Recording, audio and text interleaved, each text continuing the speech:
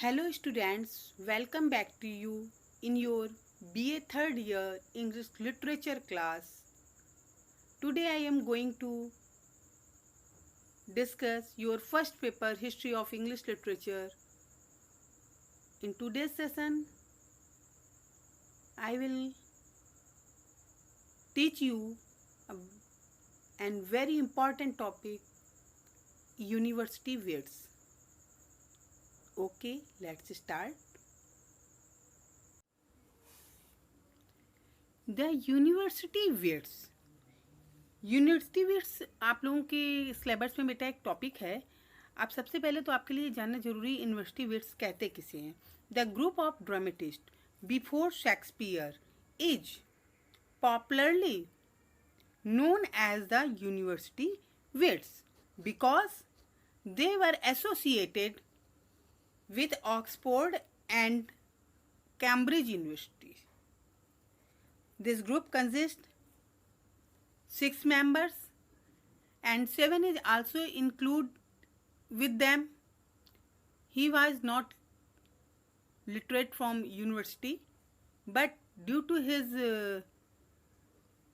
virtue, due to his talent, he count with university wits. Okay, चलिए आइए हम देखते हैं.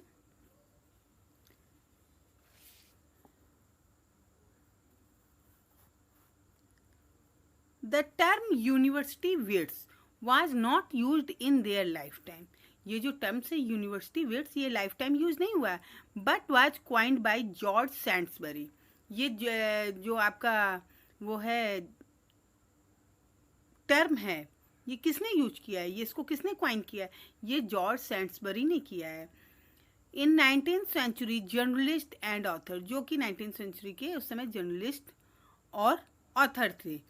सैंड्सबरी argues the rising shape of dramatic creativity in the 1518 showed itself in two separate branches of the national tree. The university wits is a phrase used to name a group of late 16th century English playwrights and pamphleteers who were educated at the university, Oxford or Cambridge, and who became popular secular writers.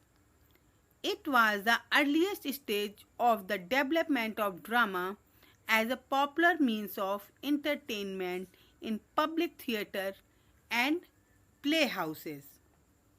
देखिए क्या कह रहे हैं. Shakespeare के जो पूर्व का नाटककारों का जो समूह था, उसको हम क्या कहते हैं? यूनिवर्सिटी विट्स के नाम से जानते हैं, क्योंकि वे सभी कैम्ब्रिज अथवा ऑक्सफोर्ड यूनिवर्सिटी से पास आउट थे. वो लिटरेट कैंडिडेट थे. उन राइटर्स का कुछ का समूह था, और जो ये क्वाइन है जो इनके लिए बोला गया है, ये टर्म, ये इनको शुरू से नहीं बोला जाता था, ये इनको नाम दिया है जॉर्ज सैंड्सबरी ने. ओके, देखिए मेंबर्स ऑफ यूनिवर्सिटी विट्स कौन कौन है. मेंबर्स ऑफ यूनिवर्सिटी विट्स आपके हैं John Lyly, Thomas Kyd, George Peele, Robert Greene, Christopher Marlowe, Thomas Nashe, Thomas Lodge. इन लोगों की कैरेक्टरिस्टिक क्या थी? कोई भी चीज होती ना, उसकी पहले सबसे पहले कैरेक्टरिस्टिक काउंट की जाती. क्या क्या थी? ये लोग एलिजाबेथन ग्रुप के थे. ये पूरा ग्रुप कब का है? एलिजाबेथन एज का है. हिस्टोरियन इन्वेंट, इन लोगों में ये भी एक कैरेक्टरिस्टिक थी. अटेंडिंग ऑक्सफोर्ड और कैम्ब्रिज, इन सभी ने ऑक्सफोर्ड और कैम्ब्रिज को अटेंड किया हुआ था. पायनियर ऑफ इंग्लिश ड्रामा, ये लोग पायनियर इंग्लिश ड्रामा, पायनियर के मतलब पूर्व तैयार करने वाले. राइवल ऑफ शेक्सपियर, ये सातों ही शेक्सपियर के लिए हैं. एजुकेटेड रेनेसा राइटर, और इन्होंने ये रेनेसा पीरियड के एजुकेटेड राइटर्स थे. इन लोगों में जो कॉमन क्वालिटीज अमंग दम, इन लोगों के बीच में जो कॉमन क्वालिटीज थी वो क्या थी? ऑल यंग, सभी युवा थे.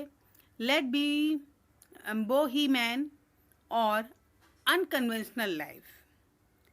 एसोसिएटेड विद ऑक्सफोर्ड और Cambridge university. accumulated with each other. Witty and scholars, meritorious. ये इनकी कॉमन क्वालिटीज़ थी। और एक और कॉमन क्वालिटीज, ये लोग प्ले राइटिंग के साथ साथ एज ए एक्टर वर्क भी करते थे, जिसकी वजह से इनके जो माइंड का डेवलपमेंट था वो बहुत अच्छा था। Common feature of their writings, उनकी राइटिंग के जो कॉमन फीचर्स थे वो क्या क्या थे? मेनली ड्रामेटिस्ट, ये सभी खास करके ड्रामेटिस्ट ही थे। पैम्पलेटर भी थे, कुछ कुछ जर्नलिस्ट भी थे, लेकिन जो मेन पोर्शन था इनका वो ड्रामा का था। हीरोइक थीम कॉमन, जो इनकी हीरोइक थीम होती थी वो कॉमन रहती थी। Gratefulness and variety common. Long swelling speeches and often bombastic, और big words were used by all. High sounding lines and magnificent epithet were used by all of them. Their theme is tragic in nature. Now we talk about the first university wits. कौन थे हमारे? John lily. इनका period कितना रहा? 1554 से 1606 तक रहा है।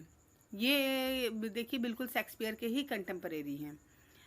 इन 1632 blunt publish 6 court comedies, the first printed collection of Lily's plays. They appear in the text of the following. वो इन टेक्स्ट में सामने नज़र आ रही हैं। इंडोमियन आपका 1591 में, कैम्पेस 1584 में, Sapho and Phao 1584, Gallathea 1592, Midas 1592, Mother Bombie 1594।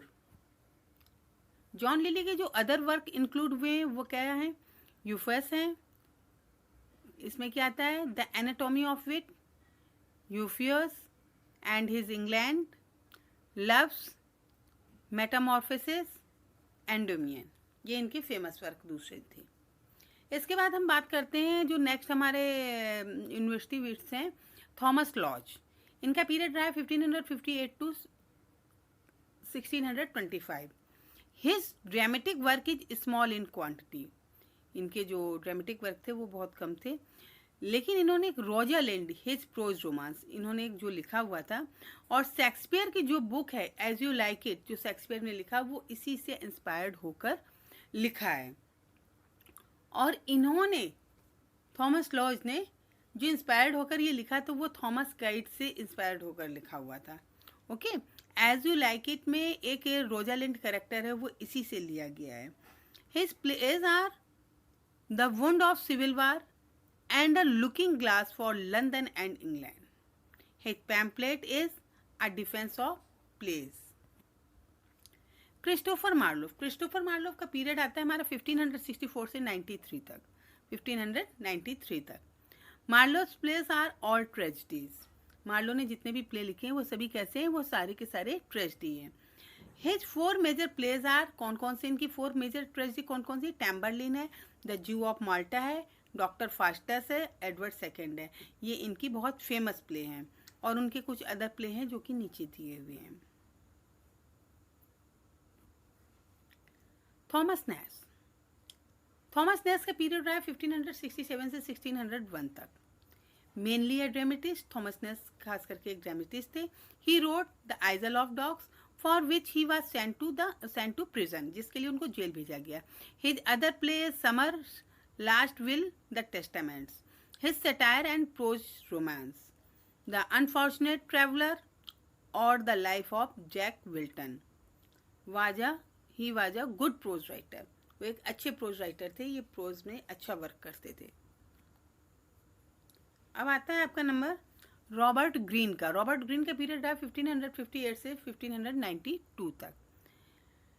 Famous play, ये फेमस जो इनके प्ले हैं वो हैं Alphonsus, king of Aragon in 1587, is an imitation of Marlowe's Tamburlaine. ये किसका इमिटेशन है? मार्लो का जो टेम्बरलेन है उसका। ये लोग देखिए आपस में भी एक दूसरे से इंस्पायर होकर काफ़ी किए। वैसे तो क्रिस्टोफर मार्लोफ को और ये क्रिस्टोफर मार्लोफ को नहीं, थॉमस किड को और आपके शेक्सपियर को बहुत कुछ ये लोग कहते थे। रॉबर्ट ग्रीन ने तो अपनी पैम्पलेट में इनके लिए, शेक्सपियर के लिए तो यहाँ तक लिखा है एन अप स्टार्ट क्रोक तक कह डाला है। क्यों कह डाला है? कि उनका मतलब था, इन्होंने जब थॉमस नेस को लिखा हुआ था लेटर, उसमें लिख कर ये भेजा हुआ था। इनका मतलब था कि ये देखिए, ये नया नया कौवा जो हम लोगों के पंखों को लगाकर उड़ने की कोशिश कर रहा है।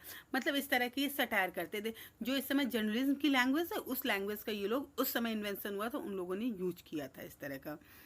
इसके बाद आते हैं other plays are Friar Bacon and Friar बन गए हैं। History of Orlando Furioso and Scottish history of James fourth.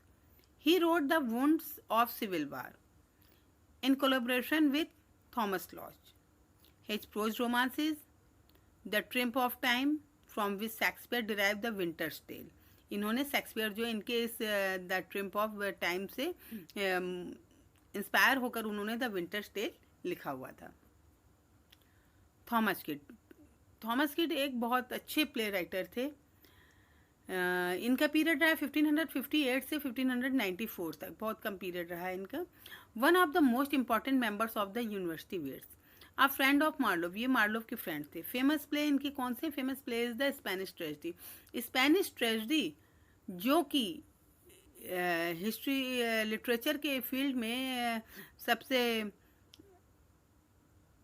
आपका कह सकते हैं एक अच्छी ट्रेजेडी में जो माना जाता है वो है It is Senecan in spirit, not in form.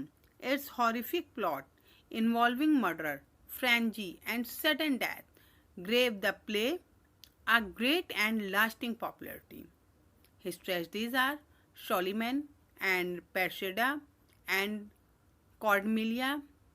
His Cordelia is an adoption in Senecan tragedy.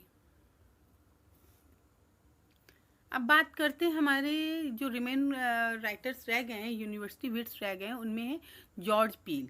George Peele का जो पीरियड है वो 1558 से लेकर 1592 तक रहा है। His plays are the arraignment of Paris, a pastoral play and a kind of romantic comedy. The old wife's tale, the love of King David and fair Bethsabe, biblical play था ये इनका। द famous chronicle of King Edward, ये इनका historical play था। He used blank words, इन्होंने blank words का use किया। I hope I have given you lot of information related to the university wits in a short process. I think you will receive a lot of information from this class. Okay, thank you. Have a nice day.